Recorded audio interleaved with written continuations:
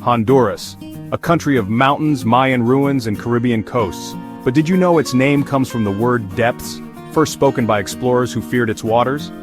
Today, we're going to journey back in time to uncover the story behind this evocative name. The name itself, Honduras, is Spanish for depths. This wasn't just a poetic choice, it was a practical description from sailors navigating treacherous seas. The waters off its Caribbean coast are remarkably deep, creating difficult conditions for anchoring ships. This geographical feature, so striking to those early mariners, would ultimately give the entire land its identity. Imagine being on a wooden ship, thousands of miles from home, facing a coastline where the ocean floor seems to drop away into a deep hole. The name Honduras is a direct legacy of that moment of discovery, a permanent reminder of the deep waters that both threatened and interested those who first laid eyes on this remarkable shore. The story of Honduras is written in its very name, a testament to the challenges and wonders that have shaped it from the very beginning. Let's dive deeper into the landscapes and cultures that shaped this country. Honduras is a country defined by its dramatic geography. The landscape is dominated by mountains, which cover over 80% of the nation. Cloud forests cling to the mountainsides, teeming with exotic birds like the beautiful quetzal.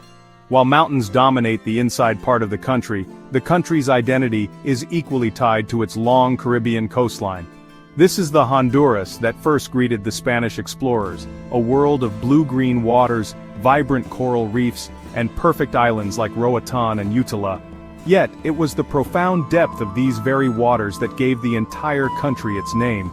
Honduras is also one of the few Central American nations with access to both the Atlantic and Pacific Oceans. The contrast between the calm Gulf of Fonseca and the vast Caribbean Sea shows the sheer geographical diversity packed into this one nation. Long before the Spanish arrived, these lands were home to smart civilizations that understood its rhythms and respected its power. The geography of Honduras didn't just shape its name, it shaped its people.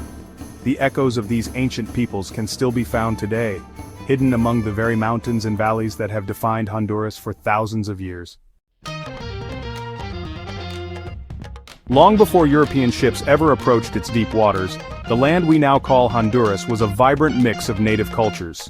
The most famous of these were the Maya, who thrived in the western part of the country, leaving behind the magnificent city of Copan. Copan was a major center for science, art, and astronomy, its rulers commissioning detailed monuments that tell the stories of their families. But the Maya were not alone. Honduras was home to the Lenca, Pech, Tawaka, and Miskito, each with unique languages and traditions. The Lenca, led by the legendary chief Lempira, famously fought against Spanish colonization. These groups were skilled farmers and traders, connecting the highlands with the coast. Their way of seeing the world was connected with the natural environment, building societies in harmony with the challenging geography. This ancient wisdom allowed them to thrive for centuries, creating a rich cultural heritage that continues to be important in Honduras today. When the Spanish arrived, they stepped into a world that was already ancient and complex. The ruins of Copan and the lasting traditions of the Lenca and others are powerful reminders of this pre-Columbus legacy. The year is 1502. A fleet of Spanish caravels, beaten by storms, sails the unfamiliar coastline of Central America. At the front is Christopher Columbus on his fourth and final trip to the New World. He and his crew landed at Punta Caxinas, near modern-day Trujillo, holding the first Catholic Mass on the American mainland. The explorers found themselves battling fierce storms and struggling against powerful currents. The coastline offered few safe places for ships, and the depth of the water made it nearly impossible to anchor their ships. The name Honduras, meaning depths in Spanish, is believed to have come from these scary experiences. A popular story says Columbus exclaimed, "Gracias a Dios que hemos salido de estas Honduras, thank God we have escaped these depths," naming both Cabo Gracias a Dios and the region itself. Whether from this exclamation or the general complaints of sailors, the meaning remains the same. The first Europeans were most struck by the profound and dangerous coastal waters. The name they gave it was not in honor of a king or a saint, but a raw, descriptive term born from their struggle for survival. This name, Honduras, became the first chapter in a new and often brutal story of conquest and colonization. The depths would soon take on new meaning as the Spanish began their rule. After Columbus, Honduras was gradually brought under Spanish control, marked by fierce resistance from native peoples like the Lenca. By the mid-16th century, Spain had set up its authority, making Honduras part of the Captaincy General of Guatemala. The Spanish crown's main interest was mineral wealth, silver and gold found in the mountainous interior. Tegucigalpa, originally a native settlement, grew into a major center for silver mining, its name meaning Silver Hills. The mines were worked by native laborers and African slaves under harsh conditions.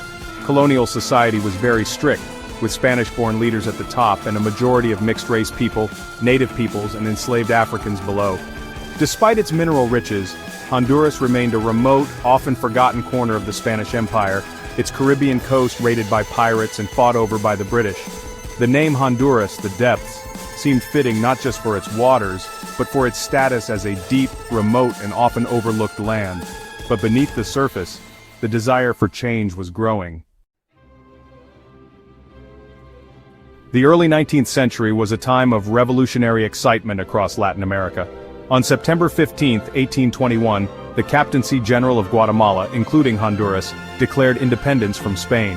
Honduras briefly joined the First Mexican Empire, then the Federal Republic of Central America, but internal fights soon led to its breakup. Under the leadership of Francisco Morazan, Honduras fought to keep the federation together, but by 1838 it declared itself a fully independent country. The leaders of the new nation chose to keep the name Honduras, showing how deeply it had become part of their identity. Tegucigalpa, the old mining center, became the permanent capital in 1880, showing the economic realities of the young nation. The Republic of Honduras was born, carrying a name that spoke of its challenging geography and colonial past. The name had gone beyond its beginnings. It was now a flag for a new nation trying to create its own future. The depths now represented not just the sea, but the deep strength and history of its people.